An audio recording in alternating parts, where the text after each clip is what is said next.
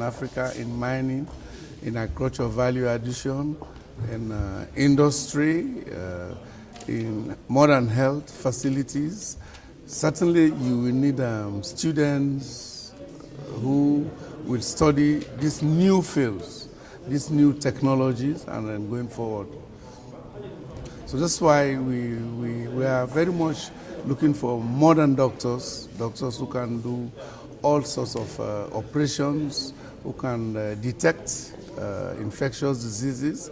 In agriculture, we need people with qualifications that will follow the value chain in agriculture, high yield production, processing, marketing, packaging. All these types of skills are very important.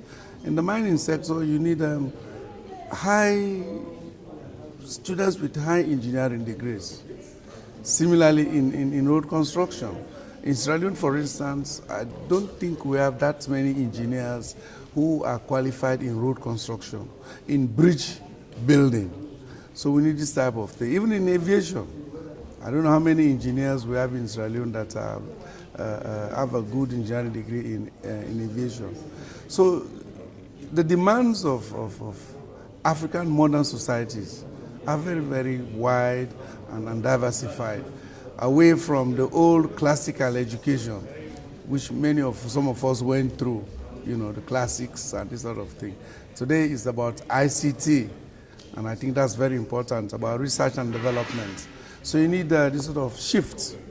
Students, modern students need to have a mindset that will shift away from the easy courses to the more practical courses that are demanded by businesses. I've been going more for what we call applied economic management. I've studied the economics in textbooks and everything. I will now have to understand how to apply the economics.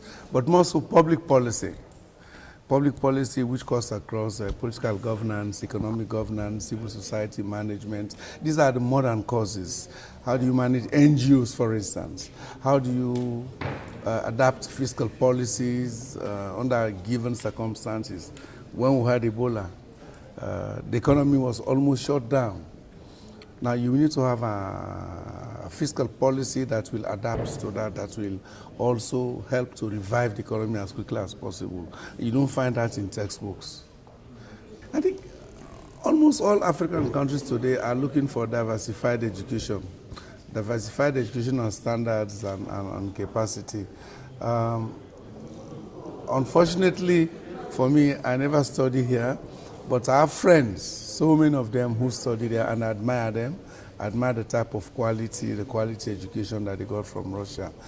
What has gone wrong is the numbers have dwindled since 1991, after the demise of the Soviet Union. We would like to see an increase into that facilities, the opportunities. We have quite a number of students in Sierra Leone who would want to come and study here in Russia to further their education. I think that's amazing. It's amazing to have 30,000 students.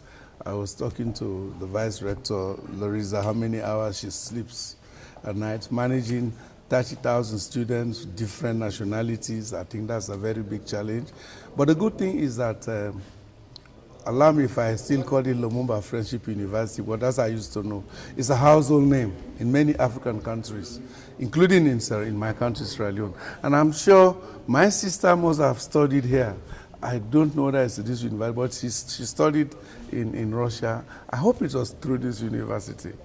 But I think I'm very much impressed. The overview that has been given to me, it's a very impressive story of this university, and I only pray that I will continue with that. And the urge to spread out Russian education overseas is very important, now more so than ever before.